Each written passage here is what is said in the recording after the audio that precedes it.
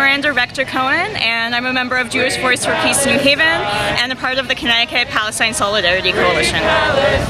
Could you explain this demonstration today?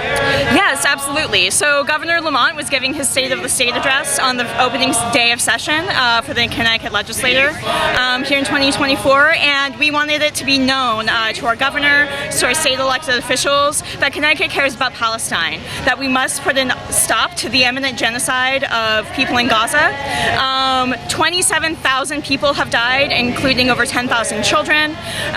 We know that over 70% of the homes in Gaza have been destroyed, and 2 million people are suffering from starvation and other medical problems as a result of the siege on Gaza. What's the connection to Connecticut and the legislature? Yes, absolutely. So we have several demands of our legislators specifically.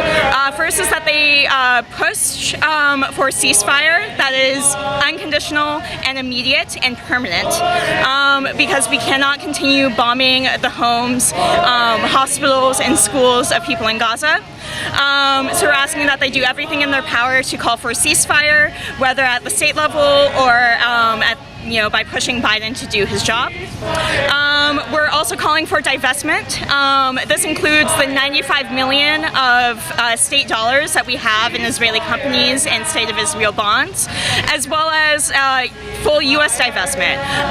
Right now, $69 million tax dollars from the state of Connecticut every single year go to Israeli weapons. We're also asking for them to end the tax incentives that weapons manufacturers like Sikorsky have to ship weapons over to the state of Israel to be used to drop on the homes of families and people in Gaza. And then finally, we're asking for the reinstatement of humanitarian aid. This includes the reinstatement of UNRWA funding, which absolutely should never have been taken away.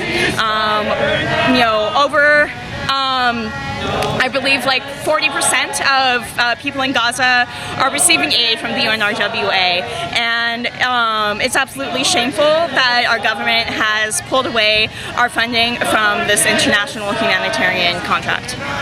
Last question, who are the groups involved in this protest?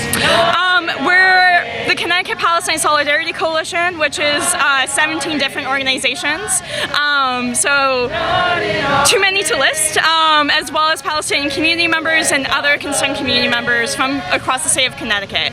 So we had about 50 people here today, but there are hundreds of us all across the state who care deeply about Palestine and making sure that Palestinians have the right to life and living in safety and freedom, and so forth. So I'm personally a member of JVP New Haven, but we also have dissenters in Connecticut DSA, We Will Return, and many other organizations represented here today. And if